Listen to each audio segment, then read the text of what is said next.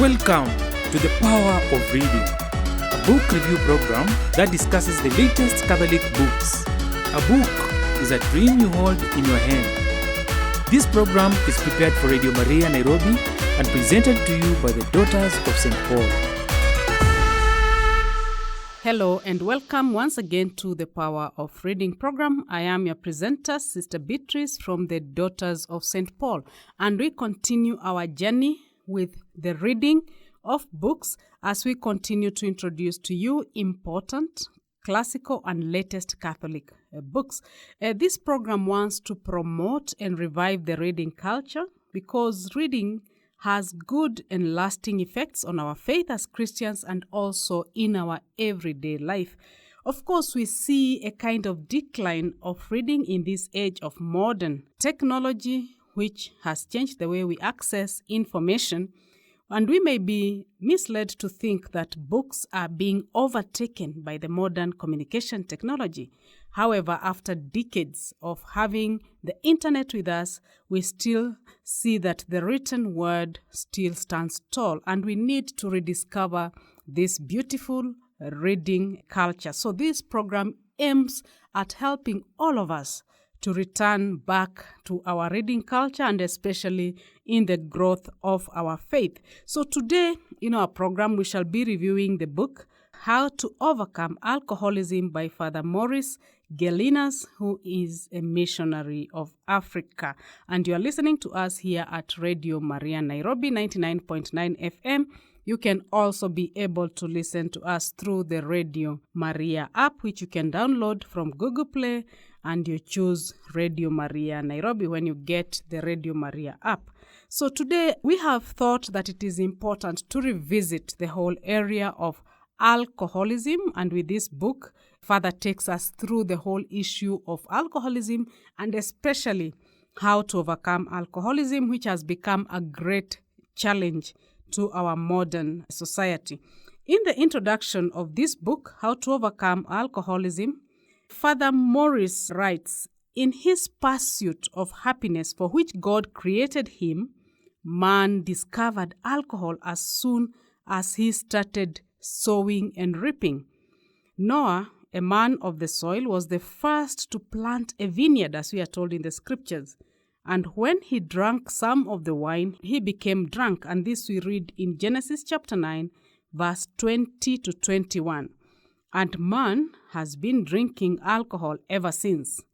And rather than trying to eliminate its use, which is actually a fruitless task, we can tame alcohol by finding out what it is, how it works, and what happens to us when we drink it.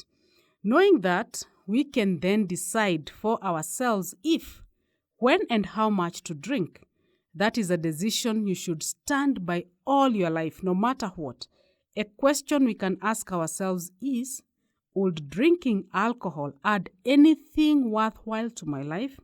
And in this book, Father Maurice Gelinas wants to talk about alcoholism, which is actually a disease not caused by alcohol, but which does not afflict anyone who does not drink. This disease is not caused by alcohol, but it does not afflict anyone who does not drink alcohol. So Father wants to take us through a holistic understanding of what alcohol is. He is not being moralistic. He doesn't want to judge if someone who is a drunkard or drinks is a sinner or things like that.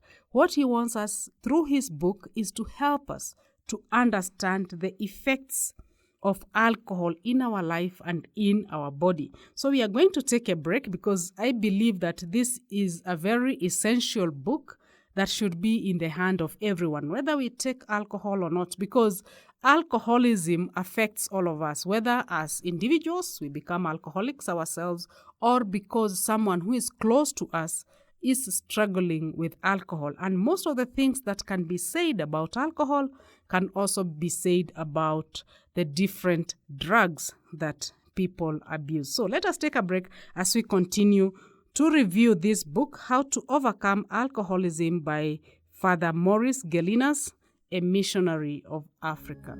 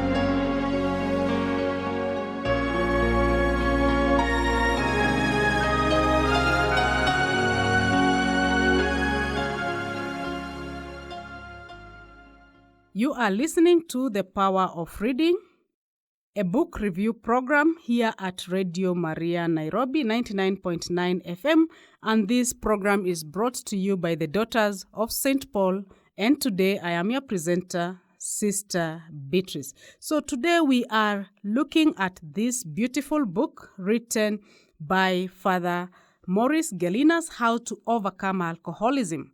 Now, he has divided this book into 19 chapters. It is a kind of a nice volume that really helps us to go through the whole area of alcoholism. And I would want to read out the titles of those chapters because they take us through what Father wants to present to us as readers and also as people who are called also to deal with the whole issue of alcoholism. The first chapter speaks about what is alcohol. Chapter 2, what happens to alcohol. Chapter 3, how we react to alcohol. Chapter 4, alcohol and your liver. Chapter 5, alcohol and your brain. Chapter 6, alcohol, friend or enemy. Chapter 7, the responsible drinker. Chapter 8, what is alcoholism? Chapter 9, what kind of disease? Chapter 10, alcoholism, a physiological disease. Chapter 11, alcoholism, a psychological disease. Chapter 12, alcoholism is a spiritual disease. Chapter 13, alcoholism is a social disease. Chapter 14, the progression of the disease. Chapter 15, the contact stage. Chapter 16, the early stage. Chapter 17, middle stage. Chapter 18, late stage. And chapter 19 is the woman alcoholic. And of course, he has an appendix where he has questionnaires on how we can determine, even for ourselves, looking at our drinking habits, if we drink, if we are alcoholics, or if we are getting into drunkards, or even if we are starting to become dependent on alcohol. And we will not be able, of course, to look at all the chapters. Besides, I do not want to preempt the contents of the book, but we shall see a few of the topics just to give us a taste of really what Father wants to share with us in this book, How to Overcome Alcoholism. First of all, he starts with what is alcohol.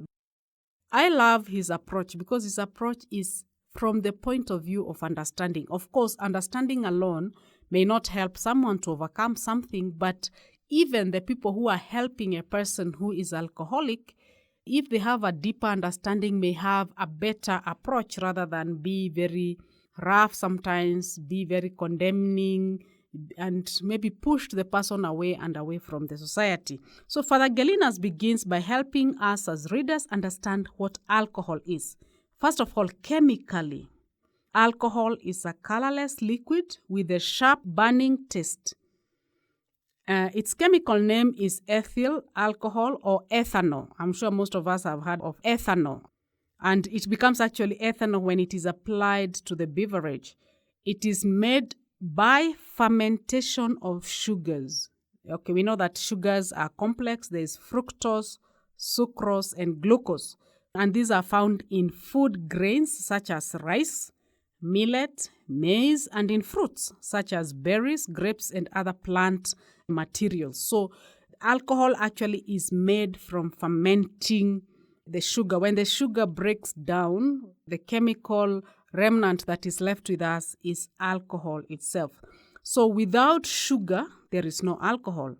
And the alcohol produced is mixed with much water and other solids. And this is what creates the beverages that we call alcoholic drinks, because they have the content of the alcohol. But this process can also be taken further by purifying and concentrating the solution, which we call distillation. One obtains a stronger alcohol solution, and this is what you find in drinks like the spirits. In some of our countries, we have waraji. In Uganda, we have chang'aa. Here in Kenya, we have kachasu. In Zambia, and other kinds of drinks which are very, very, very strong. In fact, it's like you're almost drinking alcohol in its pure state. So ethyl alcohol. Now, this is something also that I did not know. I was very happy to read about it in this book, How to Overcome Alcoholism. Ethyl alcohol is the only alcohol that can be taken internally. It's the only consumable alcohol by human being. There's another type of alcohol that is called methyl alcohol, and this is wood alcohol, and it is poisonous and can cause blindness, coma, or death. We know of instances where people have consumed illicit brews and they have gone blind. Some have even died. This is what happens because when people see something written alcohol, they mix it to make it stronger and stuff like that. You have found people who have died because of the poisonous type of alcohol that is there. And that's why whenever even alcohol is brewed and made, the government, through the Ministry of Health, they should be able to make sure that it is good for human consumption, because not every type of alcohol is good for human consumption. So then he talks about different alcoholic drinks. And he says now, when you are approaching the alcoholic drinks, they contain different amounts of alcohol expressed as a percentage of alcohol per volume. What does this mean? First of all, the process through which a certain kind of alcoholic drink is made determines certain things. For example, when you take things like beer, you take things like ale, you take things like ciders, those are fermented. And usually the percentage of alcohol in these beverages is about 3 to 6%. Wine is also fermented, but it has a higher amount of alcohol because also it uses fruits which have also very high content of sugars, which are the ones which ferment and break down. And in that process of breaking down that chemical reaction, they produce alcohol. And usually wines have a percentage of alcohol between 11 and 14%. Now, we already spoke about you can take the same alcohol and distill it further. You reduce the content of water in it. And we have also distilled alcoholic drinks. These are what we call whiskeys and gin and brandy. Those ones, they are 40% and above of alcohol. Usually the recommended percentage is 40%, but you can still find some of these drinks which have very high percentages, 60 or 75%. In fact, some can even cause brain damage if they are not taken in the proper manner, if they are not mixed properly. If somebody takes it in its raw format, it can affect the brain and other functions of the body. So when we are talking about these percentages, further explains to us that this means in the case of brandy, for instance, the 4 parts in 10 are pure alcohol. That is the percentage. Note that the alcohol in brandy is only partly alcohol. No, not full strength of alcohol. Given 2 glasses, this that hold an equal volume of beer or wine, there is more alcohol in the glass of wine than there is in a glass of beer. But there is no difference in the nature of alcohol in each one. Though alcohol can be thought of as food, because some people say, no, if you take busa, it's like you're taking porridge. But of course, the sugars have broken down, because even if it's made from millet, which is a very good, nutritious food, through that fermenting chemical reaction, it loses that value. So actually, alcohol in itself does not contain any value as food. It does contain some calories, but it's like saying you can live only on sugar, which actually you cannot. It cannot sustain life because we need vitamins, we need fats, we need minerals, we need proteins and carbohydrates. So the alcohol that is consumed has none of the elements essential for health. So when alcohol is substituted for food, the body is deprived of essential nutrients, and malnutrition and vulnerability to disease follows. Now, we have seen what is alcohol, as Father has presented in terms of chemical way. How can we define alcohol? Now, when we look at it medically, alcohol is actually a depressant drug of the central nervous system. So alcohol from the medical point of view is a depressant drug. It slows down the activity of the brain. First, the higher functions of the brain, such as thinking, reasoning, and feeling, and then those that control the muscles, that is movement, speech, vision. And alcohol is also a narcotic, that is a drug that causes sleep or takes away pain. And most narcotics taken in large amounts are generally habit-forming.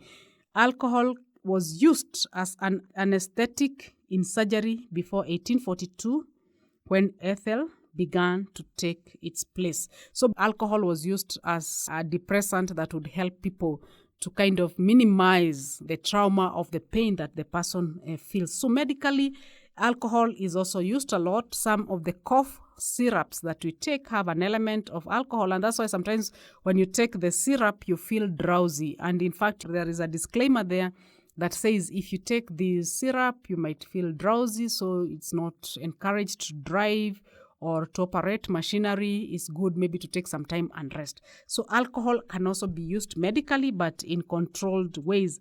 And that is why some people sometimes get addicted. If they have already a predisposition to alcoholism, they even get addicted even to cough syrup. If you Google, you can also see a big addiction in some parts of the world of a particular syrup that the governments had to withdraw them from the market because people are buying them, and since they were taking a lot of it, usually we are told to take a teaspoon, so it's a very minimal amount which may not affect us, but you find somebody taking 2 or 3 bottles of that syrup in a day, it can make somebody to get drunk. Now, Father gives a warning in the book, or a danger, that alcohol should never be taken with other sedatives such as sleeping pills and tranquilizers. So usually when we are taking any medication, we are told we should not take that together with alcohol because some of them may have some amount of alcohol in them and there could be a reaction between the two, because taken close together within 1 or 2 days, they can be extremely dangerous because they intensify each other's depressive action. The reason is that these other narcotics take longer than alcohol to be eliminated from the bloodstream. So don't take for granted that advisory from the doctor when they give you medicine to be taken with water and to avoid any alcoholic drinks as long as you are on medication. And also, even if the medication is finished, to take at least 3 to 4 days before you resume or you partake of some alcoholic drinks, because it can be very, very dangerous. So let us take another break so that we prepare ourselves also to see what happens when we absorb alcohol into our body. And you are listening to the Power of Reading program here at Radio Maria, Nairobi.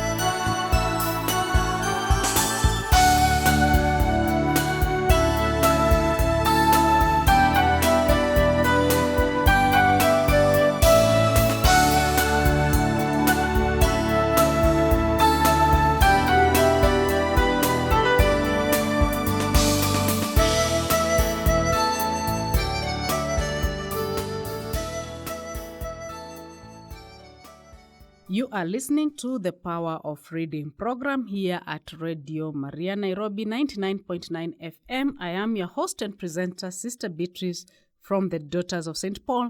And our book that we are reviewing today is How to Overcome Alcoholism by Father Maurice Gelinas of the Missionaries of Africa. Now, what happens to alcohol when we absorb it? How do we react to it? And Father takes us through this very important aspect of understanding alcohol. Now, alcohol is absorbed directly into the bloodstream. Now, when we take other foods that we eat, it takes a longer chemical process, simply known as digestion, to be broken down into what the body needs or can use. Now, when one takes an alcoholic drink, the alcohol is absorbed into our bloodstream as there is no chemical change that is needed. So when we take alcohol or an alcoholic drink, the alcohol is absorbed into our bloodstream as it is. There is no chemical change. And once in the bloodstream, the molecules of alcohol attach themselves to the water in the blood. Now, the water in the blood is about 90% of the blood itself. It's the main component of blood, water. And these molecules of alcohol are carried wherever the blood goes within our body. So, Father gives an example that in a normal, healthy person weighing about 70 kgs, all the blood circulates throughout the whole body once every 30 seconds. Imagine. All the blood circulates throughout the whole body once every 30 seconds. So within that time, the alcohol just absorbed will reach every part of the body. That means the brain, the heart, the liver, the fingers, or even our earlobes. And in a pregnant woman, through the umbilical cord, the baby in her womb. So this is what happens when we take alcohol. That's why there's a very quick reaction once a person takes alcohol, even the speed at which somebody takes alcohol. Now, immediately the alcohol comes into the body, there is already the process of elimination starting. As it is being consumed, the process of elimination happens because alcohol is toxic, it's poisonous, and must be changed into a harmless substance. So alcohol is toxic, that means it's poisonous. It's a drug that must be changed into a harmless substance. This process is called oxidization. It has to be oxidized. And this vital function is performed by the liver on about 90% of the alcohol absorbed. It does this at about 30 cc. Father gives us a lot of biological explanation, chemical explanation. We are saying it here very briefly, but when you get the book, or if you have the book, you read it, you can see further explanation that the liver starts the process of oxidization at about 30 cc of pure alcohol per hour. The other 10% is eliminated along with the water that transports it in the bloodstream. So it's eliminated along with the water as urine, as saliva, as breath. You know, our breath has vapor, and also as sweat. And sometimes we notice and even smell sometimes an aura of alcohol around a heavy drinker. If you go near a heavy drinker, if he is breathing or sweating, sometimes you can smell that alcohol. And we know already that in many countries, the police use what we call a breathalyzer, an instrument that measures the amount of alcohol in the air exhaled by a person who has consumed alcohol. And from that measure, a percentage is calculated, and the percentage of alcohol in blood is determined. And nothing will speed up the rate at which the liver oxidizes alcohol. So sometimes you may feel you are drunk and you think, no, if I take water, I'll be less drunk. Some people say, no, you take coffee. Some people say, no, take a cold shower. Somebody says, take a long walk. That process is solely done by the liver. So nothing can speed up the rate at which the liver oxidizes alcohol. If you drink alcohol at a faster rate than the liver can detoxify it, the extra alcohol continues to circulate throughout the bloodstream once every 30 seconds affecting the brain, impairing it gradually and steadily putting it to sleep. That's why sometimes when somebody has taken so much alcohol, sometimes we find people lying on the side of the road. They don't even know where they are because the liver has to take its sweet time, because that's the way God created it, to be able to expel the amount of alcohol in the body. And that also depends with how healthy that liver is and how healthy that person is. Then the author of How to Overcome Alcoholism takes us to another step. He says, how do we react to alcohol? Not just a reaction of saying, no, I am feeling drunk, I'm feeling dizzy, I am unstable. Of course, he says reaction to alcohol vary tremendously. Different people react in different ways to the same amount of alcohol. First of all, when one takes alcohol with food in the stomach, the reaction is different because the presence of food in the stomach, especially oily, fatty food, will slow down the absorption of alcohol into the bloodstream. Of course, the absence of food will hasten that absorption. So sometimes people who are addicted to alcohol don't think about food. Even when they are hungry, they think they can fulfill their desire for food by taking alcohol. So that's why they get drunk so quickly, or they remain drunk for a very long time, because they are taking that alcohol in an empty stomach, and they take a large amount of alcohol, which takes the liver a long time to eliminate from the body. The second reaction is based on body chemistry. Again, this is unique to every individual. Some livers, for example, are very efficient. There are people who take large amounts of alcohol and somehow nothing happens to them, while others have livers that do not function that well. For example, in the case of a person who had suffered an attack of hepatitis, a disease of the liver that attacks the liver and slows its function, for sure it will be a very dangerous thing to engage in alcohol consumption.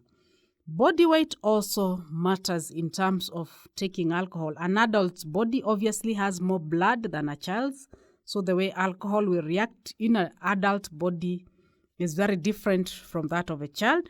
The same amount of alcohol will show up as a smaller percentage of the blood in the adult than in the child. And all other things being equal, it takes more alcohol to make a heavier person drunk than it does to a lighter person. The smaller the body, the less alcohol it takes for its effects to be felt.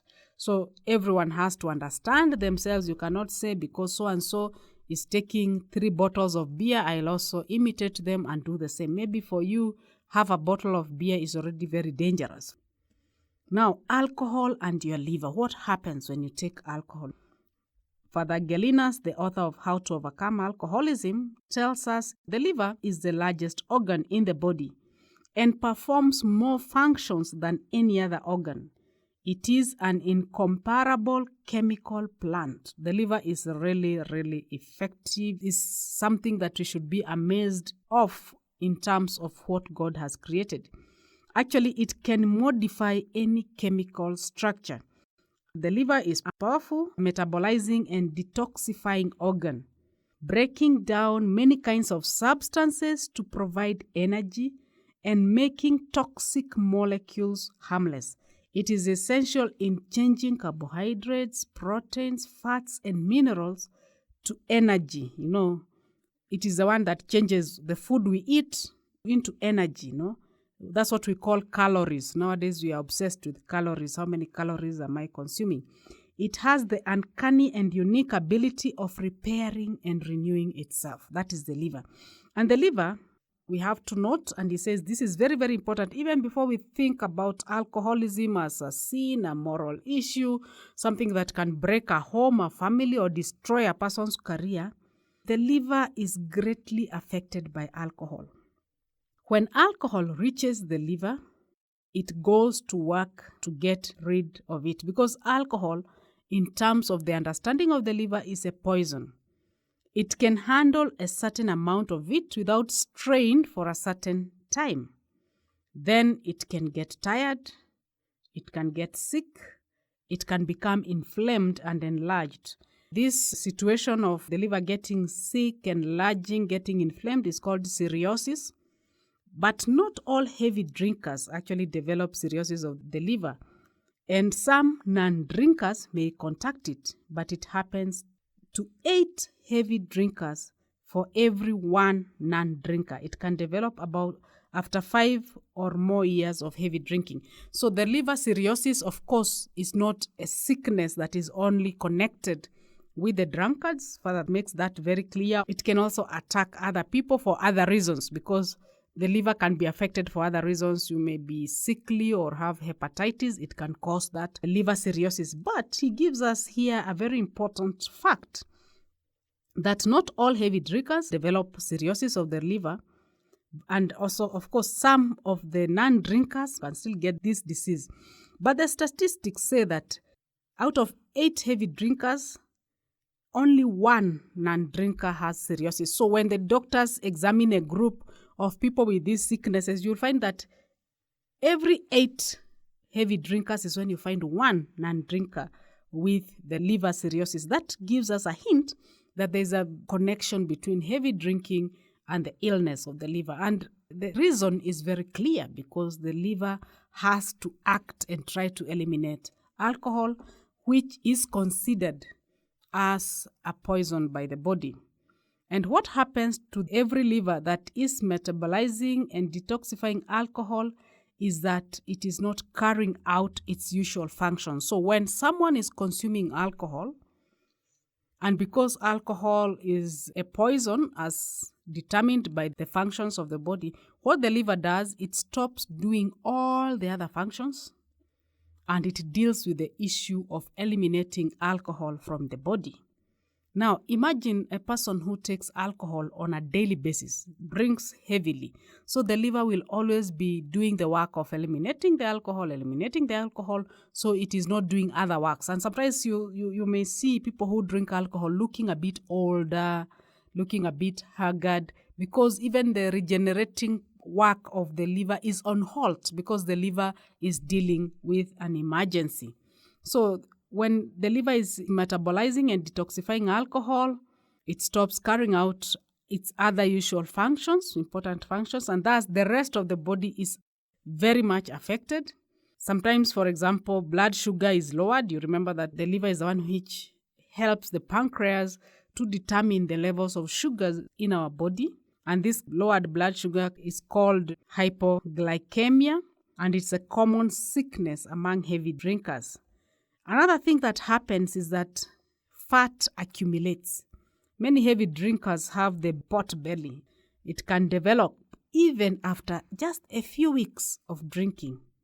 Even the liver's ability to metabolize and detoxify alcohol can be impaired, leading to alcoholic poisoning and even death. We know of people who have died because of the consumption of alcohol and what alcohol has done to their body. So the beauty of this book, How to Overcome Alcoholism by Father Maurice Gelinas, is really, first of all, before we take any moral, judgmental stance against alcoholism, can we first try to understand it in a holistic manner? How does it affect us? First of all, even from the physical level, he talks about the psychological level, he talks about the social level, even the spiritual level. But if we don't have this understanding, sometimes we rush to the spiritual level. Oh, it's a sin, when you take alcohol, you can do bad things. But we forget to understand these other things. Because sometimes maybe if we deeply understand, which I am getting very much convinced in reading this book, then probably we can be able to curb alcohol or alcoholism in a better way. So I don't want to say more about this book, which I think is one of the best written books that I have ever read in the area of alcoholism. And we know that we need to do something for ourselves probably, but also maybe for those who are near or close to us in the issue of alcoholism. So make sure you get a copy for yourself. It's a good book to have in a home library because it can be read by teenagers, by adults. You can also gift it, even if someone is not an alcoholic. Gift it to them because everyone is struggling with alcohol, either individually or through someone who is close to us. And as I always mention to you, you can get all the books that we present in this program from all our Catholic bookshops around Kenya and also around the world. If you want to find out more about these books, you can visit also Pauline's Africa website page, and there you can find the book. You can also be able to purchase books online. So thank you very much for being with us in our program today, where we have reviewed the book How to Overcome Alcoholism by Father Maurice Gelinas. This book is readily available and very, very important. You can even use it for group discussions, even for the Alcoholic Anonymous groups that are available in many of our parishes and other settings which help people to work through their difficulties with alcohol. So thank you very much, and we hope that next week you shall join us in our program. I would want to thank our studio technician, Mr. Timothy Moreithi, for recording this program for Radio Maria Nairobi at Pauline's Studio, Nairobi. And until next time, thank you and may God bless you. I have been your presenter and host, Sister Beatrice from the Daughters of St. Paul. You have been listening to the Power of Reading program. Join us next week as we continue discovering the wonderful world of books. This program is prepared for Radio Maria Nairobi and presented to you by the Daughters of St. Paul.